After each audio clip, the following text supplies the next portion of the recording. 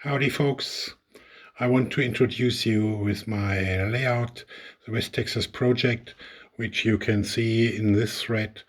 And now with this video I'm trying to make a short overview, and as you can hear on my voice, I'm not an American native speaker, I'm a German national, so please be lenient with my vocabulary, my pronunciation, and sometimes with misspelling. What I want to show you is an overview of the real locations. Here you will find Fort Hancock. This is shortly after El Paso, Texas. So Fort Hancock.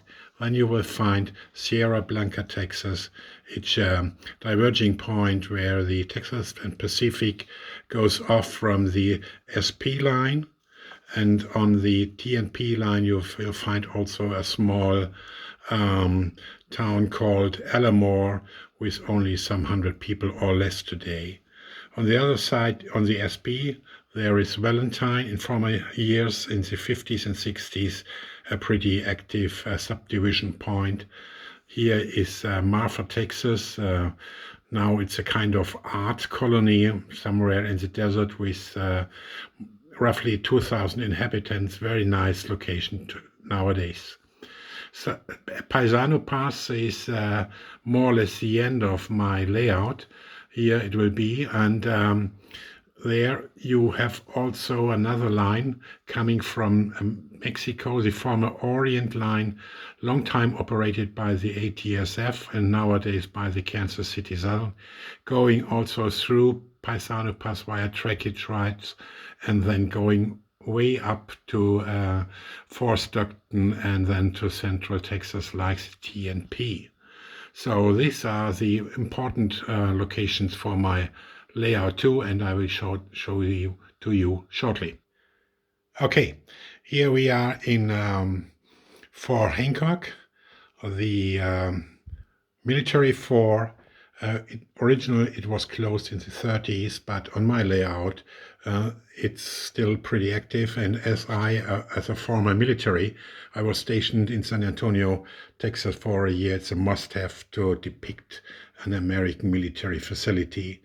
I cannot use, unfortunately, the very nice material from American Sea Lines because it set it for me in the 50s and 60s, but in the past you could find a lot of very nice models, maybe sometimes also by Sea Panther, and of course the beautiful buildings from micro trains of these days. So I just go a little bit around so you can have some impressions how Fort Hancock looks like. So as it is an active fort, it has a railway connection to the main line coming from El Paso. You will see it in the background. Coming up underneath is a helix and then a staging yard. And then both lines connect each other, going to underneath the Interstate 10 highway bridge. Here. And going into Sierra Blanca. In the 50s and 60s, Sierra Blanca was still active country town with a lot of stockyard activity, as you can see it here. I tried to duplicate it here on my little stockyard with some tracks and a cleaning track side here. You see also a drover in the water tank taking a bath, and you can see on this layout more than 150 stocks. I will remove the roof so you can also look inside, and you see a lot of more cows and sheep on this layout. So I wander through the streets of Sierra Blanca. Here in the foreground are the tracks of the Southern Pacific portion, and on the back is the tracks here. You see the diverging point from the Texas and Pacific. So on the other side of the tracks is the Mexican town, so to say, where the Mexican railroad workers used to live. Here is now the home of the other Sierra Blanca inhabitants. Nothing is prototypical in Sierra Blanca except the church. You can see it here.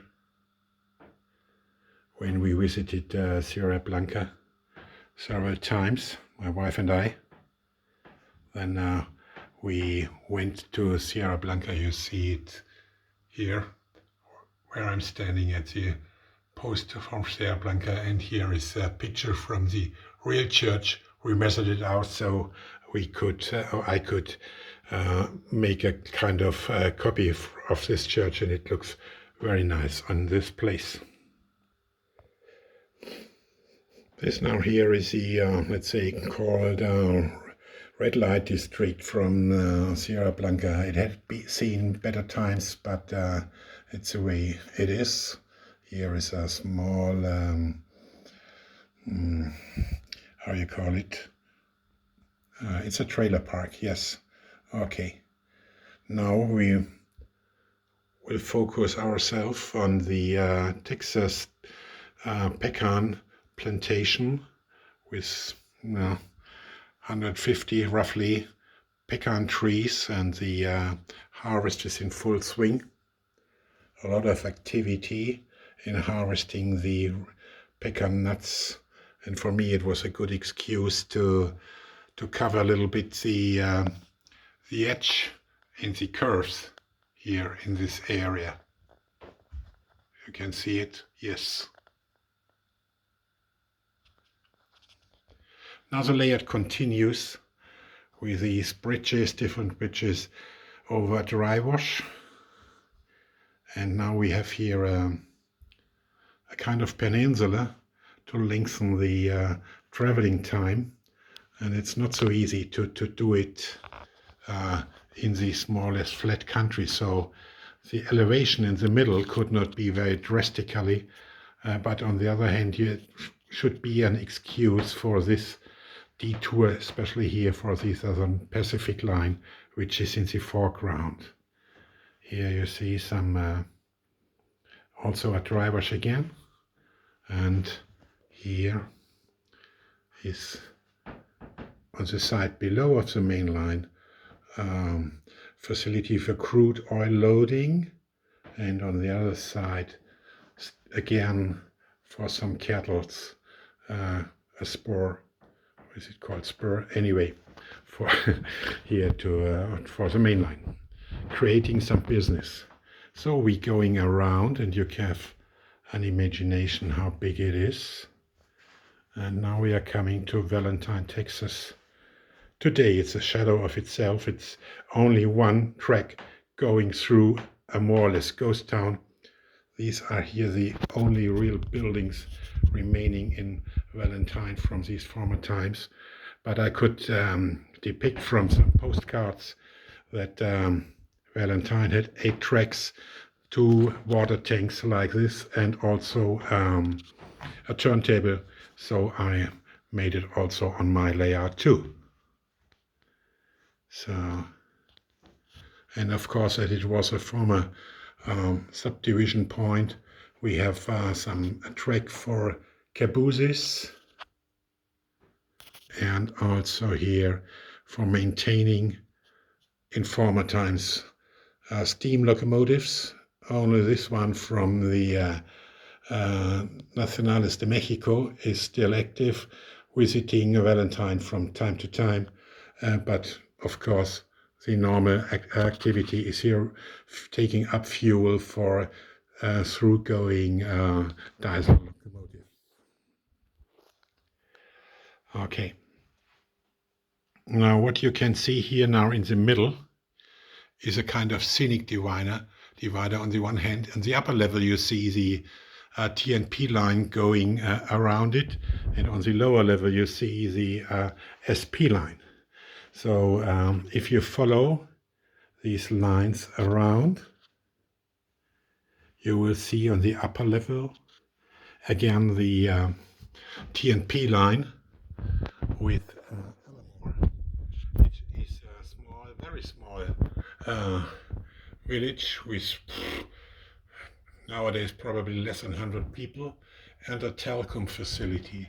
Here what you see in the background is the original telecom facility, but I made my interpretation with some other buildings from micro trains as far as I know, and Kibri, and now here in the corner still unfinished, it goes inside the scenic divider.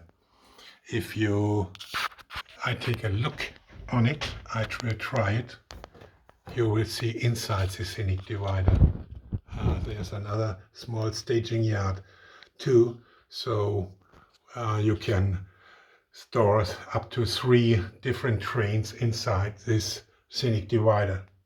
And of course it's not so, you have to know which train is on which track, and therefore I have a small mirror here up, and if you are looking in it on the right angle, you can see the trains inside the scenic divider, and these trains of course on the other side. You see here the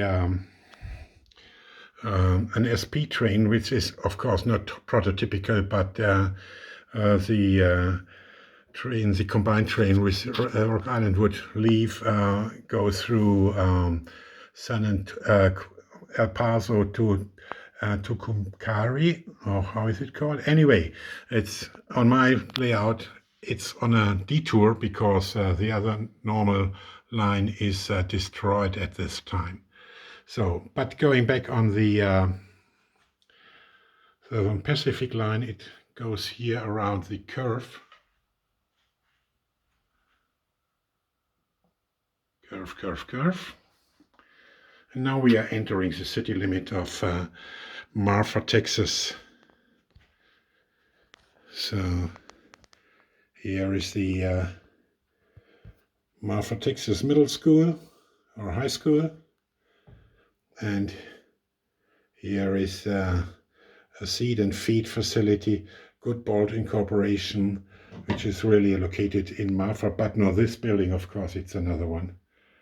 Here in the foreground, I'm still waiting for a good building from American Sea Lines. It's originally an ATSF depot, but for me it would work as a bus station. Now it's still blank. But afterwards you will see firefighting station on a inspection day. So all the cars are out and maintaining and checking each other. Behind you will see the a motel. It's called the Toltec Motel. It was torn down in the 70s, and only 3 pictures are left from this building, so it was not so easy to replicate it, but it gives me also some freedom for interpretation. So if we wander through the streets of Marfa, you see here the station from Marfa, and the Texas Sunbeam waiting here. And now you see the main street from Marfa. All these buildings here, I made photos from them, and with the help of Photoshop I could and Google Earth, of course, I could measure it out and make my own models. So all buildings you see here on the main street are in reality on the main street. And it was a lot of work, but also a lot of fun to do it this way. And also some other buildings, like this one in the corner, are real buildings from Marfa, Texas. So this is now the end of my tour, at least, because this is the end of my developed world. Here is only a short part of the Marfa airport, only this small version part of the runway, but it's prototypical to have it really close to a Texas street. And now here it would continue underneath. There would be a next helix going down to the staging yard. And here you see only the sky now is already ready. Here is the way down to the helix. This here will be the track to Paisano Pass. And sorry for the mess here, but I guess everybody has it as long as his layout is under construction. And here you see the marking on the floor. This will be the space for the Paisano Pass. So imagine the train is coming from Marfa, going this way, making a turn through a Paisano Pass and going back very close to the back wall here and going around the helix. On the other side, the sky backdrop will continue, and this will be the portion for a small portion from the Orient Line going to Mexico. So there is a small amount for additional traffic. Okay, thank you so far, and because you have been so wonderful waiting, I will just travel with you some train, the wrong train, so to say, from Alamore going down to Sierra Blanca, Texas.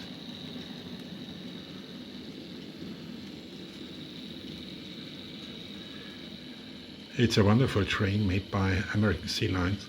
I like it very much.